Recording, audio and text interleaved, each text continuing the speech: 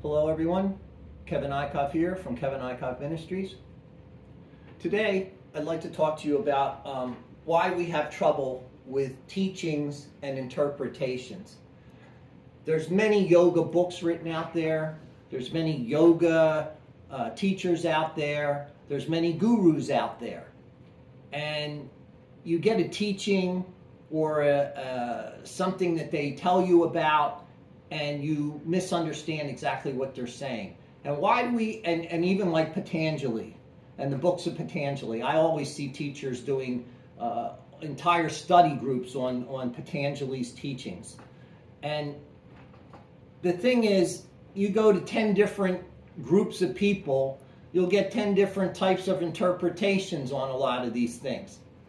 And why does this happen? It happens because it's coming through the filter of that individual teacher and their own understanding of what it means. And then once it comes through the filter of that teacher, it has to come through your own filter. And the interpretation, you could say, gets watered down. It just goes through filters. And depending on the purity of that filter, that's the teaching you're going to get.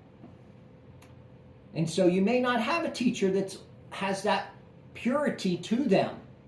They may feel they do. They may convince you that they do. You may even feel that they do.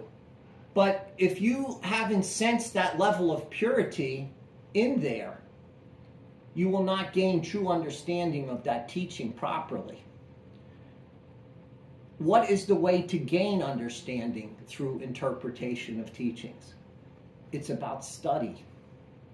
It's not about reading something once or twice and then saying, okay, I got it. Now I can teach this to others. I got it. You probably didn't get it at all.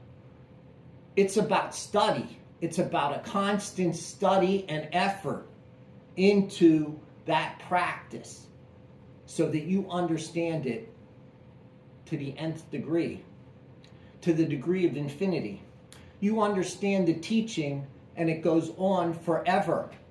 The teaching does not end.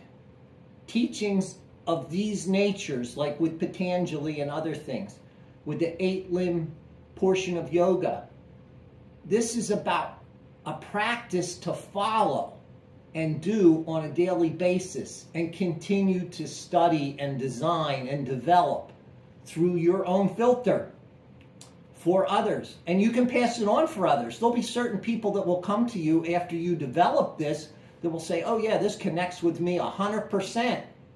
And there'll be others that come and they won't get it at all. They won't even like what you teach. And what I find teachers will often do is they'll say, well, I'm going to change what I do to suit the group. It's never really the right way to go. You are bringing the teachings through your filter into this world, and then you're going to go and change them because you want a larger group of people, because I'm going to do this to suit the people. I'm going to play different kinds of music, or I'm going to do something like this because that's what the group likes. It's not what the group likes, it's what the purity of the teachings are bringing forward.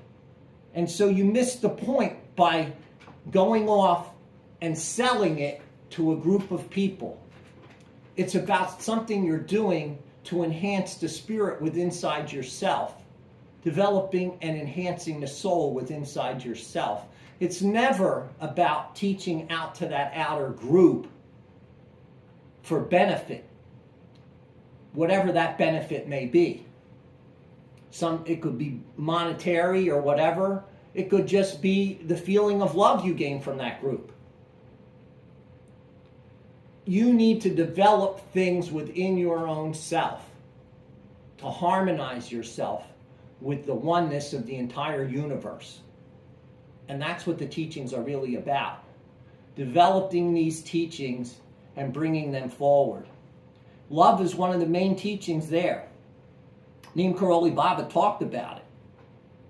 He talked about serving others, loving others, but most of all, loving the self. And a lot of people have trouble loving the self. You have to find that own self-love first before you can go out and talk about love at all to anyone.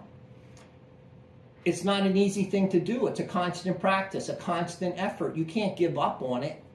It waxes and wanes and changes as time goes on. You need to stay consistent with the practice and develop strong practices. I hope this helps gain some understanding of what I'm saying here. You're always welcome to ask me more questions in the comments. I'm happy to answer some of that for you, or develop another video based on what the questions may be. I know someone did ask me something one time on, at least I thought it was about brahmacharyan, and it turned out it really wasn't about brahmacharyan at all, because he wasn't thinking of celibacy whatsoever. So please be more specific when you are making comments and things like that, so that I can understand what's coming through your own filter as to what you're saying. It's not a platform for people to just vent.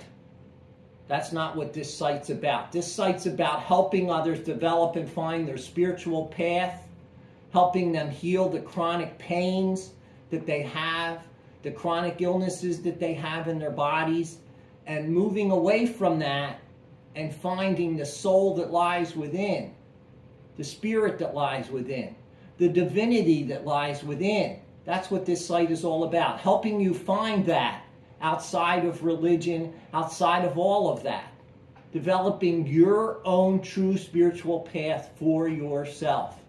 That's what this is about. And with that being said, I hope this helps you find that, develop it, and move into something with a strong spiritual nature. Namaste, Jai Bhagwan.